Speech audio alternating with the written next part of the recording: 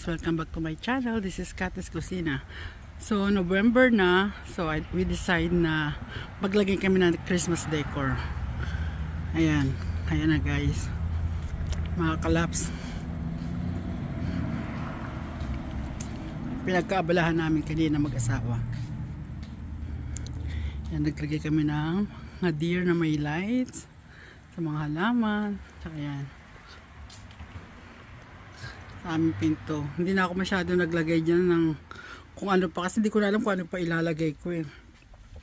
So mamaya bibidyo ko ulit pagbukas ko ng ilaw mamaya, mga kalaps. Okay, pasok naman tayo sa loob. Ayan, okay, pasok tayo sa loob mga kalaps. Dito na ako dadaan sa garahe. Ito na mga kalaps, pagdating dito sa loob, ayan naman mga aking Christmas decor. Yan. Start tayo sa aking village. Last year hindi ako naglagay niya, kaya sabi ni Habi, ilagay ko raw ngayon. Doon ako dumansak sa garahe. Ito yung front door namin. So ayan, kita mamaya kapag nag-open na ng lights. So by the way, yan yung aking village. Sa baba din ako nag-decor mga kalaps. Ito lang. Yan, aking village. Tapos dito naman sa aking fireplace, ayan naman ang aking mga Christmas decor. Ayan. At ang aking DIY, ako lang gumawa niyan. Ito rin. Pero ayoko lang gumawa ulit kasi mas mahal pa pala pag ikaw ang gumawa. Hindi ka tulad pag bumili ka. Tapos ang aking Christmas tree. Yan siya. Ang aking Christmas decor. Ito ang aking Christmas tree. So, naglagay na rin ako ng ano sa bintana para medyo ano lang, may kulay lang. Yan. Tapos, ayan, simple lang. Ilang ginawa ko ngayong taon sa aming bagong bahay. Dahil first time kami mag-Christmas dito. So totoo lang ngayon, di na dapat ako magde-decor, kaso lang sabi ni Habi, first time nga namin dito magpapasko, kailangan namin mag-decor. Okay.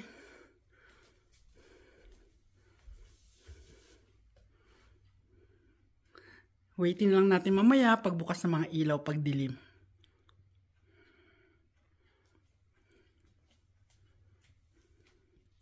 Yan, halos isang araw ko siyang kinabit mga kalaps.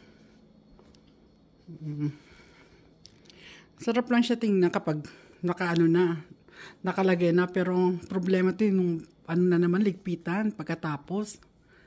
Ito na naman ang problema nito. Yan. Masarap lang siya pagka nakabukas na lahat ng ilaw. Ang sarap tingnan. So mamaya uli. Kagabi tinry lang namin sandali kasi nga sabi ko Halloween pedal. Ados pa lang ngayon dito uno pa lang ngayon sa amin. So at talagang piyesta ng patay. Sabi ko sa asawa ko pagkatapos ng Halloween, tsaka tayo magbukas ng Christmas light kasi nakakahiya sa mga kapitbahay namin. Dahil mga kapitbahay namin mga naka-decor ng Halloween, tapos kami Christmas decor na. Meron din kami Christmas light sa labas mga kalaps. Ayan. Mamaya, bubuksan din namin yan mamaya. Yan, din ako mahihiyang magbukas kasi ng mga Christmas light o kaya Christmas decor kasi tapos ng Halloween. Okay, wait lang tayo mamaya. Hello po mga kalaps, ito na po tayo. Medyo madilim na kaya pwede na po natin buksan yung Christmas light sa labas. Yan, ikot ko lang kayo para makita yung talagang madilim na. So far ako pa lang naman talagang may decorate dito ng Christmas. Yung mga kapitbahay namin is still Halloween pa rin yung kanilang decoration. So start natin yung ilaw. Hawak ko yung aking remote, so pwede na natin buksan. Yan. Okay. Ayan siya mga kalaps. Lamig dito sa labas, naka t-shirt lang ako. Ito yung Christmas light na kinabit namin kanina.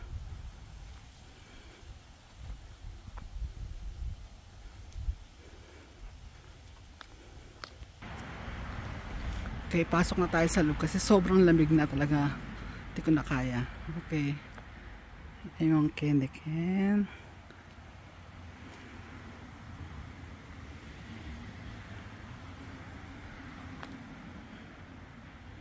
Aking dear at ang Christmas light here. Ito naman ang aking snowman sa pinto. Ayan.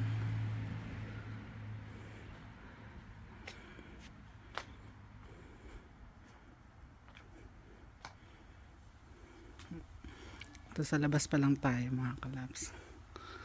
Ngayon, papasok tayo sa loob. Nagano yung ang aming doorbell kasi may tao sa labas, which is ako yun. So, pasok na tayo mga kalaps. Eto, nakapasok na ako. So, dito tayo sa loob. Pinatay ko yung ilaw para mas makita siya. Ito yung aking village.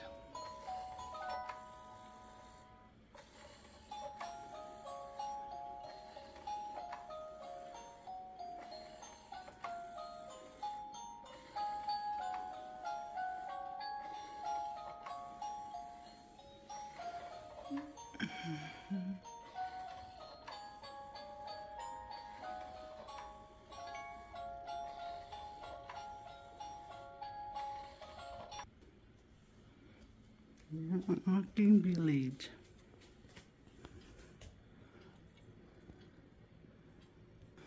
Okay, dito naman tayo sa aking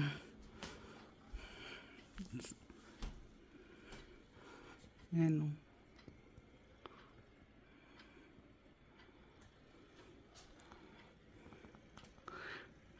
Binatay ko talaga yung ilaw para, ay yung ilaw para lumabas yung ano ng Christmas light.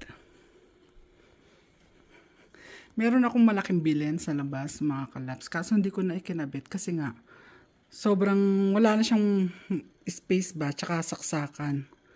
Kaya yung bilin dito ko nilagay pero yung Jesus tsaka yung Mama Mary nandoon na sa garahe namin. Hindi ko na nilagay. So yan. Okay. Tapos, ito naman ang aking Christmas tree. Simple Christmas tree. Yan.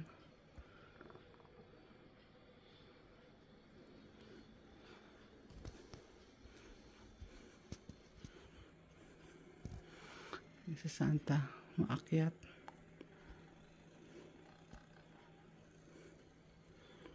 Ito naman ang aking simple Christmas tree. Tsaka yung yan siya. Yung sabi kong may ilaw din ako, Christmas light din ako sa labas. Ayun naman.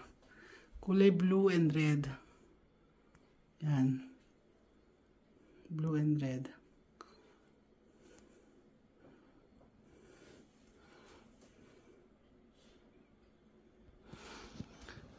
So, pinatay ko lang yung sounds ng ano. Yan. Buti naging ngayon aking bread maker. Gumagawa kasi ako ng pandesal eh.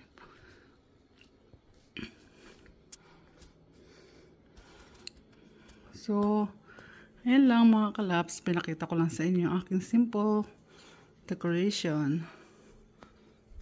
Ayan.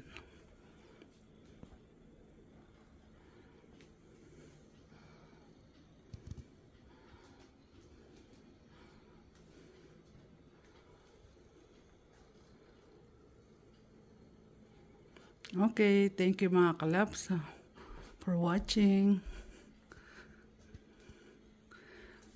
Bye! Merry Christmas po sa inyo. Merry Christmas and Happy New Year mga kalaps.